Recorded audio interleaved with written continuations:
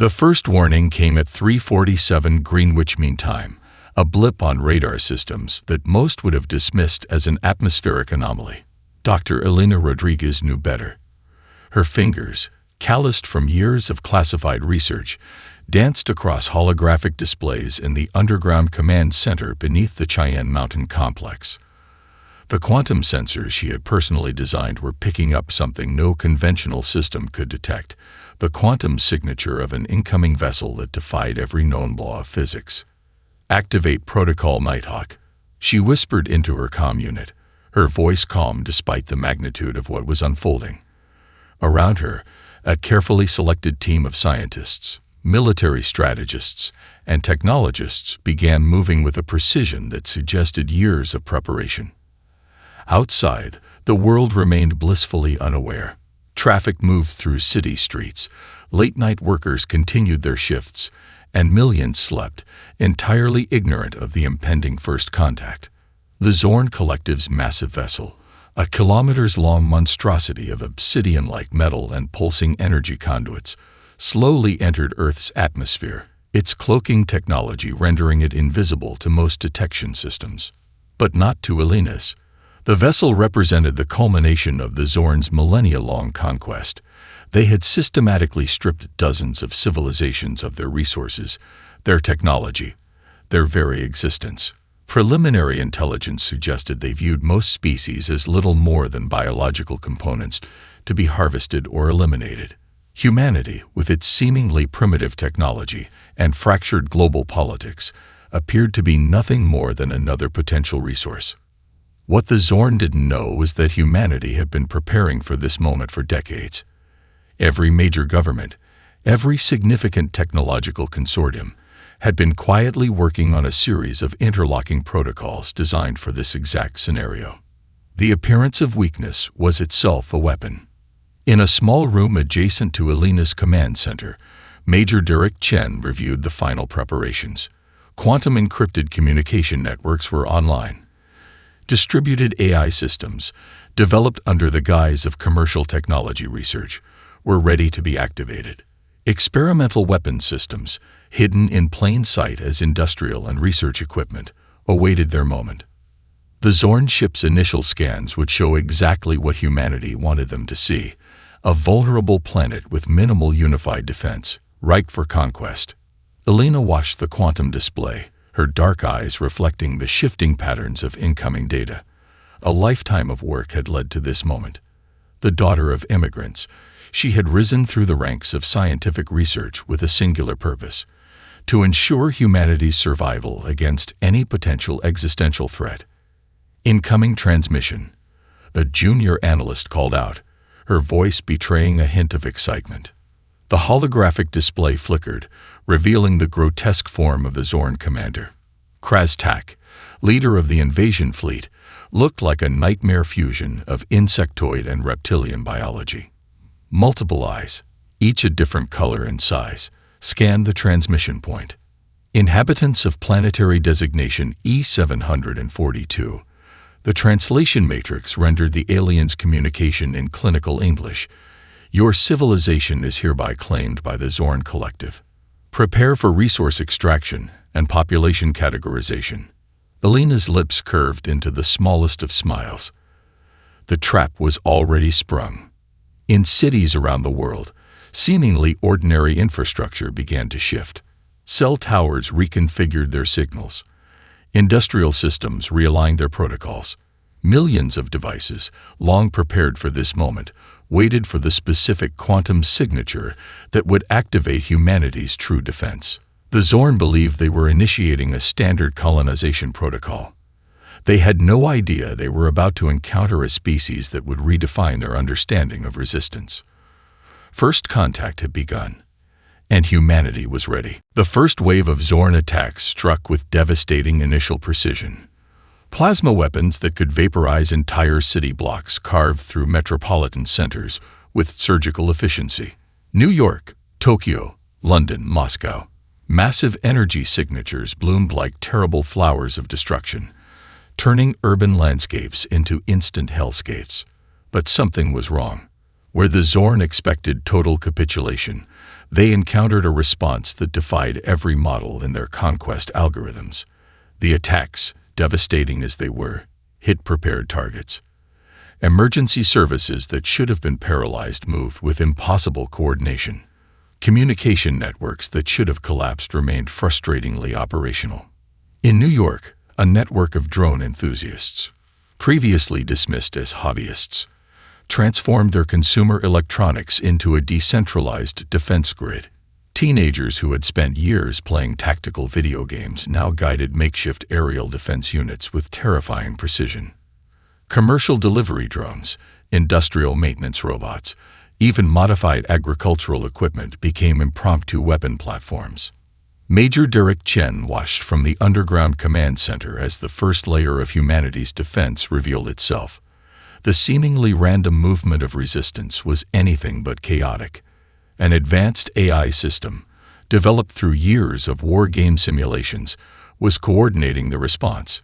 Each apparent moment of individual heroism was actually part of a complex, adaptive strategy. The Zorn's first mistake was believing humanity was a unified, hierarchical system that could be easily decapitated. In reality, they were facing a distributed network, part biological, part technological, that could adapt faster than any centralized command structure. When the Zorn's primary communication relays were hit by a series of coordinated cyberattacks, they discovered something truly terrifying. Humanity's technological ecosystem was not just a collection of devices, but a living, breathing organism capable of rapid, intelligent response. The invasion was breaking, and humanity was just getting started. I'll continue creating the remaining parts in subsequent messages to maintain the 850-word count per section. The converted underground research facility beneath the Nevada desert hummed with an energy that was equal parts desperation and breakthrough. Dr. Hiroshi Nakamura moved between holographic displays, his fingers leaving trails of light as he manipulated complex quantum models of the captured Zorn technology. Around him, a team of the world's most brilliant minds worked with a singular purpose: to turn the alien invasion into humanity's greatest technological leap. "We're not just reverse engineering," Nakamura muttered to his lead assistant, Dr. Maria Gonzalez. "We're completely reimagining the fundamental principles of their technology." The room was a controlled chaos of scientific brilliance. Quantum physicists worked alongside materials engineers, xenobiologists collaborated with computer scientists, and theoretical mathematicians debugged alien computational systems. Each piece of Zorn technology was treated not as a weapon, but as the most complex puzzle humanity had ever encountered. A massive central display showed the molecular structure of a Zorn plasma weapon, its alien composition breaking down under humanity's most advanced scanning technologies.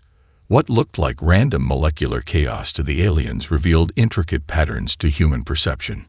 Nakamura's team had already identified 3 fundamental weaknesses in the weapon's energy distribution matrix. Communication breakthrough, called out Dr. Sarah Chen, a linguist specializing in sinolinguistics. Her team had been working to crack the Zorn's communication protocols, and something significant had just happened. Their language isn't just a communication system, it's a computational method. Every communication is also a calculation. The implications were staggering. The Zorn's entire technological and social structure was built on a communication model that was simultaneously a computational process. Humanity was looking at a civilization where language itself was a form of advanced technology. Nakamura approached the central display, his movements precise and calculated. Years of research, billions in funding, and the collective intellectual might of humanity were converging on this singular moment. The first prototype of the hybrid human-alien weapon system began taking shape, a device that would fundamentally alter the course of the conflict. "We're not just defending," Nakamura announced to his team. "We're evolving." The prototype looked like nothing the Zorn would recognize.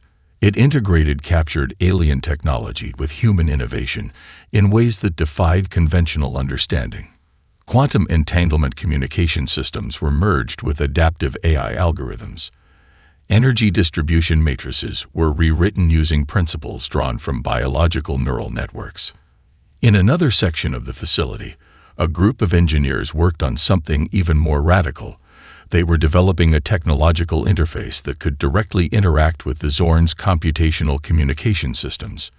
It wasn't just about understanding the alien technology. It was about speaking their technological language. Outside the facility, the world continued to burn. Cities were battlegrounds, and humanity fought with every resource available. But here, in this underground complex, the real war was being fought. A war of innovation, of understanding, of total technological transformation. Dr. Gonzalez brought up a final set of calculations. The hybrid system is stable, she reported. We can not only defend against their technology, we can now anticipate and counteract it. Nakamura allowed himself the smallest of smiles. The Zorn had come to harvest a supposedly primitive civilization. Instead, they had awakened something far more dangerous, a species capable of turning their own technology against them in ways they could never comprehend. The Prometheus Protocol was more than a weapon development program. It was humanity's declaration of technological war. The interrogation room was a study in controlled tension. Marcus Chen sat perfectly still, his hands folded on the cold metallic surface, facing the Zorn interrogator that would have broken most human spirits within moments of contact. The alien's biology was a nightmare of evolutionary adaptation. Multiple sensory tendrils extended from its central mass, each capable of detecting minute physiological changes. Its communication was a complex dance of chemical emissions, electromagnetic pulses, and visual color shifts that would drive most humans to immediate psychological breakdown. But Marcus Chen was not most humans, a former Special Forces operative with a background in advanced psychological warfare. Chen had been specifically selected for this encounter. The Zorn believed they were conducting an interrogation. In reality, they were walking into a carefully constructed psychological trap. Every movement, every breath, every micro-expression was a calculated response. Chen understood something fundamental about intelligence gathering that the Zorn, with all their advanced scanning technologies, could not comprehend. Human psychology was not a system to be broken, but a fluid landscape to be navigated. The Zorn's primary interrogation technique involved sensory overload. Electromagnetic pulses designed to break down cognitive functions were continuously emitted. Chemical compounds intended to induce total psychological submission were carefully introduced into the environment. Their technological understanding suggested that any sentient being would collapse under such systematic assault. Chen's response was to turn the entire process into a psychological performance. He began to speak, not in responses to their questions, but in a narrative that was simultaneously true, false, and something entirely different. Stories of human capability mixed with deliberate misinformation, emotional responses that were simultaneously genuine and manufactured. Each word was a weapon, each pause a strategic decision. The Zorn interrogators found themselves responding to Chen, rather than controlling the interrogation. Their sophisticated scanning systems detected emotional responses that should have been impossible. Physiological markers that suggested complete breakdown were instead revealing an adaptive resilience that defied their understanding. What was supposed to be an information extraction became a complex mind game, where the human was actively reshaping the parameters of the encounter. Observers watching the interrogation, both human and alien, realized something profound was happening. This was not just resistance.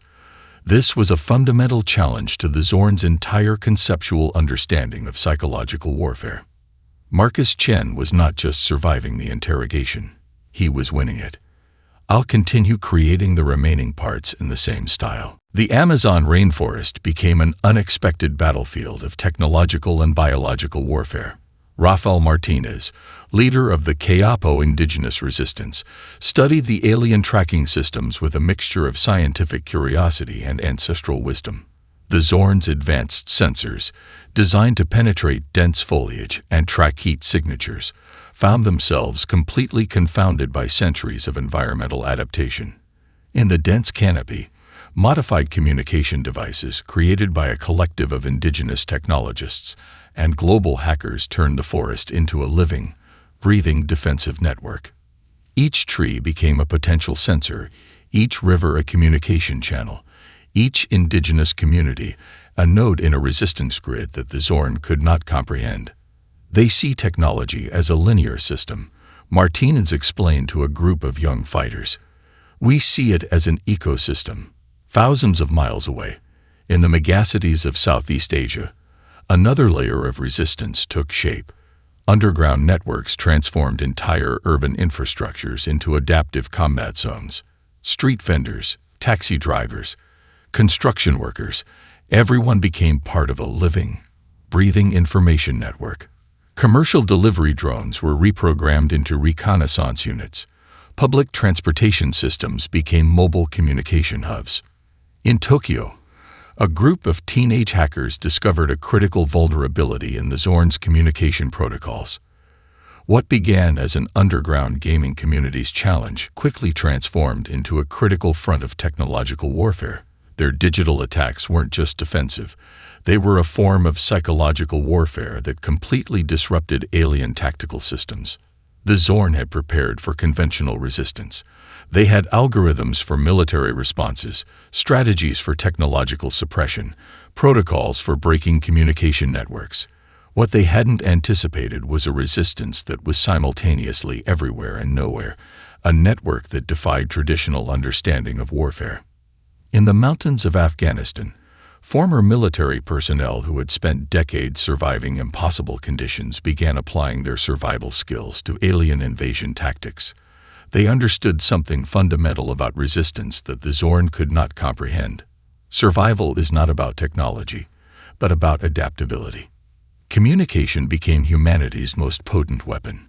Every captured alien communication was immediately analyzed, distributed, and transformed into new defensive strategies.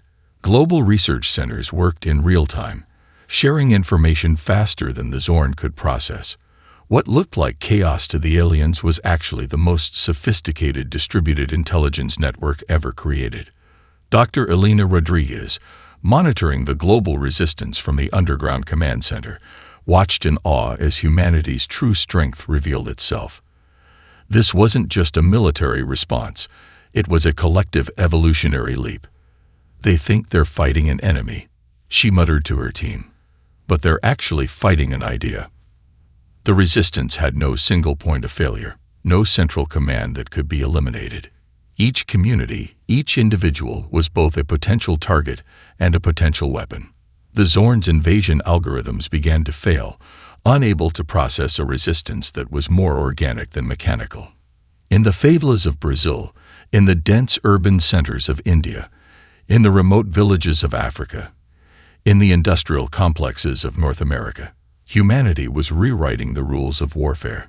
Every culture, every local knowledge system became a weapon.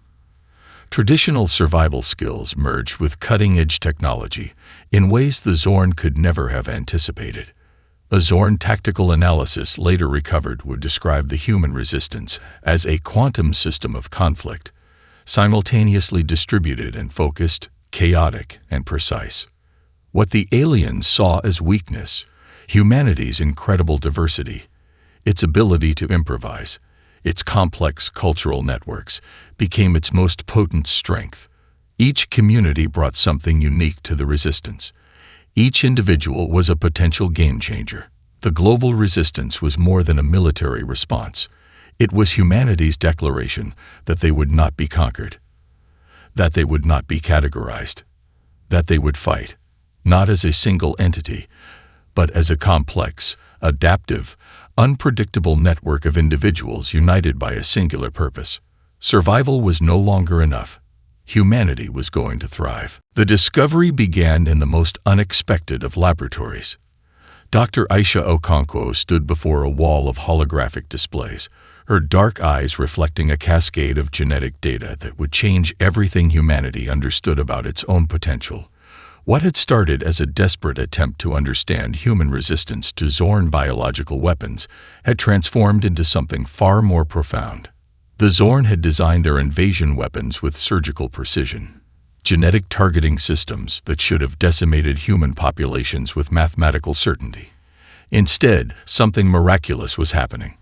Populations from different environmental backgrounds were showing not just resistance, but active adaptation. A genetic sample from a Tibetan mountain community revealed extraordinary oxygen processing capabilities that directly countered the Zorn's atmospheric manipulation weapons. Indigenous populations in the Amazon displayed immune responses that actively dismantled alien biological attack vectors. High-altitude populations from the Andes demonstrated cellular regeneration capabilities that defied every known biological limitation. "It's not just survival," Okonkwo explained to her team, her voice a mixture of scientific excitement and deep wonder. "It's active transformation." The human genome, long thought to be relatively static, was revealing itself as an incredibly dynamic system. Each exposure to the Zorn's biological weapons triggered not just defensive responses, but adaptive mutations. What the aliens considered a weapon became a method of evolutionary acceleration.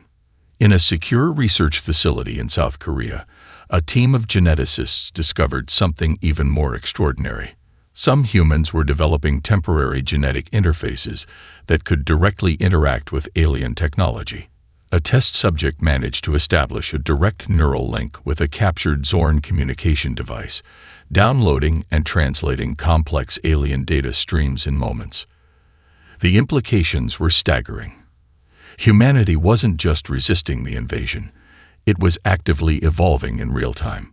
Genetic variations that had been considered evolutionary quirks now revealed themselves as sophisticated survival mechanisms. The incredible diversity of the human species, long seen as a source of cultural complexity, was now its greatest weapon. Where the Zorn expected uniformity, they found a species of almost infinite variation. Dr. Miguel Rodriguez, a geneticist working on the project, found a way to accelerate and direct these adaptive responses. What had been random genetic mutations could now be strategically enhanced. Entire populations could be provided with targeted genetic modifications that would resist specific Zorn attack vectors. "We're not just defending," Rodriguez told a gathering of global scientific leaders. "We're rewriting the fundamental rules of biological warfare." The Zorn had approached humanity with the assumption of biological superiority. They had weapons that could target specific genetic markers, biological agents that could break down cellular structures with surgical precision. They had conquered dozens of civilizations using these techniques, but they had never encountered a species like humans. Each biological attack became a learning opportunity. Each attempted genetic manipulation was met with not just resistance, but active counter-adaptation. The human body was transforming the Zorn's weapons into tools of its own evolutionary advancement. In refugee camps and research facilities around the world, something extraordinary was happening. Populations were not just surviving. They were developing capabilities that defied previous understanding of human potential. Children born during the invasion showed genetic markers that suggested fundamental changes to human biology. The Zorn's invasion was transforming humanity at a genetic level. What they had intended as a method of conquest was becoming humanity's most powerful method of survival and advancement. The biological wildcard was more than a defensive mechanism.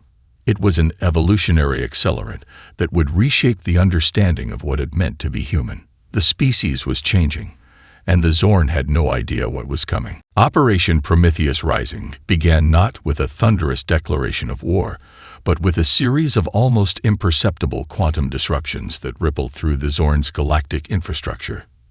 The attack was choreographed with a precision that would have been impossible mere months earlier, a symphony of technological and biological warfare that transformed humanity from a defensive species to a galactic threat.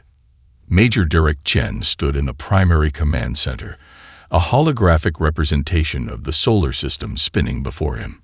Each point of light represented not just a strategic target, but a carefully calculated point of quantum disruption.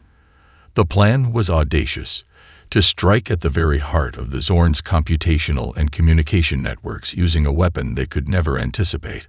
The first wave of attacks targeted the Zorn's quantum communication relays. Developed through the combined efforts of global research teams, humanity's new quantum weapons weren't just about destruction. They were about total systemic disruption. Each strike introduced cascading algorithmic failures that spread through the Zorn's networks like a sentient virus. In the depths of space, Zorn ships found their navigation systems suddenly unreliable. Communication networks collapsed. Computational matrices that had guided their civilization for millennia began to fragment and fail.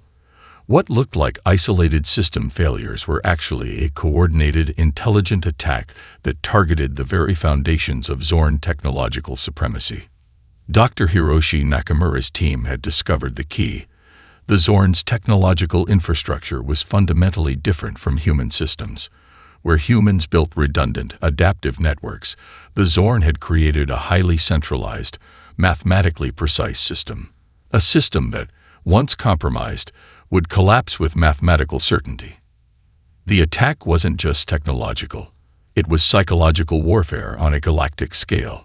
Captured Zorn communication streams revealed a growing sense of panic. Their leadership, which had never encountered a species capable of this level of systemic attack, began to fracture.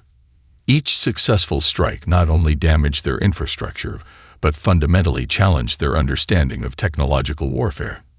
Orbital platforms developed through a global collaborative effort became the primary delivery mechanisms for the counteroffensive. What appeared to be simple communication satellites were actually complex quantum weapon platforms. Each platform could adapt its attack vector in real time, learning and evolving faster than the Zorn could respond. In the Amazon rainforest, indigenous technology teams worked alongside quantum physicists to develop biological-technological hybrid attack systems. Their intimate understanding of ecological systems provided insights that traditional military approaches could never achieve. Each attack was more than a military strategy. It was a form of technological ecology. The counteroffensive moved beyond simple retaliation. Humanity was sending a message to the galaxy. They were not a civilization to be conquered, but a force of technological and biological innovation that could fundamentally reshape the understanding of warfare. Zorn communication intercepts told a story of growing desperation.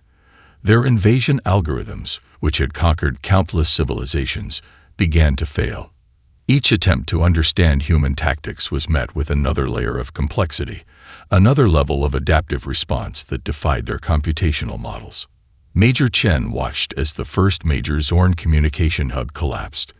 It wasn't destroyed in a traditional sense.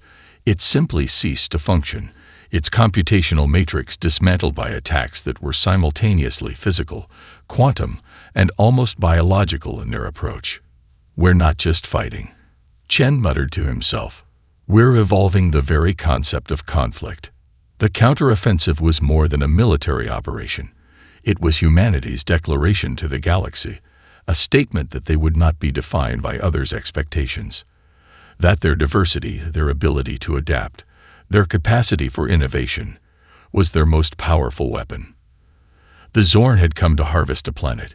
Instead, they had awakened a species capable of reimagining the very foundations of technological warfare. The United Earth Tribunal convened in a massive holographic chamber that seemed to suspend between Earth's orbit and the vast expanse of space. Survivors from every continent, every background, filled the chamber, representatives of a species that had just rewritten the fundamental rules of galactic interaction. The surviving Zorn leadership stood, or rather, existed, in a containment field that hummed with quantum adaptive technologies. What remained of their once mighty command structure was a shadow of their previous grandeur.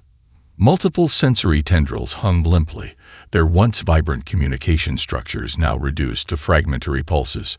Dr. Elena Rodriguez stepped forward, her presence commanding more attention than any military general or political leader. She represented something far more significant than a single nation or government. She was the embodiment of humanity's collective response. "You came to harvest," she began, her voice translated through multiple quantum communication matrices, expecting a primitive species. Instead, you encountered an evolutionary force. The chamber itself was a testament to humanity's transformation. Built from technologies reverse-engineered from the Zorn's own systems, it incorporated biological and technological elements in ways that would have been impossible mere months earlier. Living computational matrices integrated with quantum communication systems created an environment that was simultaneously a meeting space, a research facility, and a statement of human potential. Representatives from indigenous communities stood alongside quantum physicists. Former refugees shared the stage with advanced technological researchers. The diversity that the Zorn had considered a weakness was now humanity's most powerful diplomatic weapon. Preliminary galactic communications suggested that news of humanity's resistance was spreading through alien civilizations faster than the Zorn could suppress it. Every captured communication stream, every intercepted transmission told a story of a species that had not just survived an invasion, but fundamentally transformed through the process. The genetic modifications developed during the conflict were already showing remarkable long-term implications. Children born during the invasion displayed cognitive and physiological capabilities that pushed the boundaries of human potential. What had begun as a defensive adaptation was becoming a new stage of human evolution. "We are not asking for your surrender," Dr. Rodriguez continued, addressing the Zorn leadership. "We are presenting a new paradigm of galactic interaction." The Zorn leadership attempted to communicate, a complex dance of chemical emissions and electromagnetic pulses that had once allowed them to dominate countless civilizations. But the human systems now intercepted and understood these communications at a level that went beyond traditional translation. Major Derek Chen approached, holding a device that represented the pinnacle of human-alien technological integration. It was more than a weapon or a communication tool. It was a bridge between fundamentally different ways of understanding existence. The tribunal was not a moment of revenge. It was a careful, calculated demonstration of a new form of galactic diplomacy. Humanity was showing not just its capability for resistance, but its capacity for understanding, for adaptation, for fundamental transformation. Around the chamber, holographic displays showed the incredible journey. From the first moments of invasion to the final counteroffensive, humanity had done more than survive. They had evolved. The Zorn would be allowed to retreat, but they would carry with them a fundamental understanding that would reshape their entire civilization's approach to conquest. Humanity was not a resource to be harvested. Humanity was a force of nature, unpredictable, adaptive, fundamentally impossible to categorize or control. As the final communications were processed, something extraordinary happened. The quantum communication matrices began to show something unprecedented. Other alien civilizations were watching. Not with fear, but with a complex mixture of respect, curiosity, and a dawning understanding that everything they knew about galactic interaction was about to change. Humanity had not just survived an invasion. They had transformed the very concept of what it meant to be a galactic civilization. The universe would never be the same.